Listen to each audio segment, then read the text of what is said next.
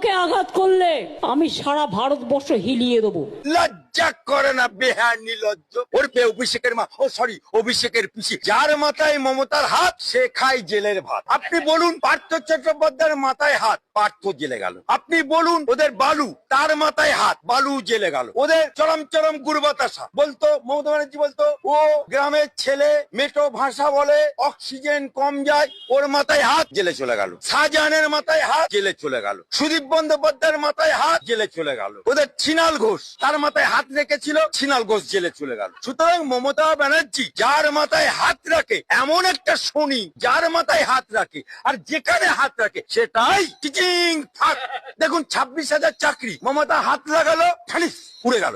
26,000 চাকরি আল্লাহ কে নাম পার দে দে বাবা হয়ে গেল। আবার এটা তো ট্রেলার হলো, আবার পিকচার বাকি হয়। এখনো প্রাইমারি 32,000 আছে, তারপরে কর্পোরেশন আছে, তারপরে বন দপ্তর আছে, তারপরে তোমার ফায়ার ব্রিগেড আছে। মানে ঠগ বাঁচতে গা উজাড় হয়ে যাবে। মমতা বাবুকে বলতে চাই, মমতা বাবু এত গুণ, উনি কবিতা লেখেন এপাং ওপাং ধপাং, আবার উনি ছবি আঁকেন, সেই ছবি বিক্রি হয় বাজারে, যে কেনে সে জেলে যায়। আবার উনি বলেন মহাকাব্য লিখেছে কাজী নজরুল ইসলাম, বাপের জন্মে কেউ শুনেনি। আবার উনি বলেন মহাকাশে গেছে রাকেশ হোসেন, বাপের জন্মে কেউ শুনেনি। আবার উনি বলেন চুপি চুপি আমি MA করেছি, চুপি চুপি LLB করেছি। চুপি চুপি মনা করেছে, এটা বললেন না তো? হ্যাঁ, এটা বললেন না তো? না, ওটা হয়ে গেল। আজকে বাংলার বুকে উনি মুখ্যমন্ত্রী, এটা আমাদের কালো দিন। কারণ বাংলার ইতিহাসে স্বাধীনতার পর থেকে একটা কম্পার্টমেন্টের মুখ্যমন্ত্রী দেখাতে পারবেন?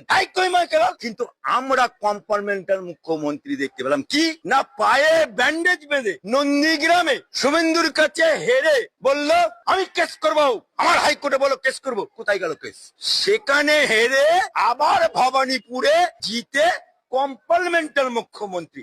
বাংলার ইতিহাসে এটা একটা আমাদের বাংলার মানুষের দুর্ভাগ্য যে এরকম একটা কম্পার্টমেন্টাল, আমাদের বাংলার মানুষের দুর্ভাগ্য যে অভয় হত্যাকারী মুখ্যমন্ত্রী, আমাদের বাংলার মানুষের দুর্ভাগ্য যে সরকারি কর্মচারীরা দিয়ে পায় না, আমাদের বাংলার মানুষের দুর্ভাগ্য বাংলার মানুষেরা চাকরি পায় না। এই জন্যই মমতাকে বলতে হয় চপ ভাজো, ঘুগনি তৈরি করো, মুড়ি ভাজো। লজ্জা করে না বেহার নির্লজ্জ। 2029 নাকি ভয়ঙ্কর খেলা হবে।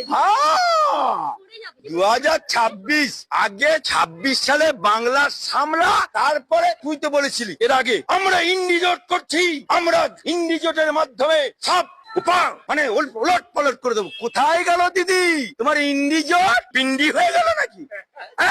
চটকে গেল পিন্ডি জোট। হাবাবে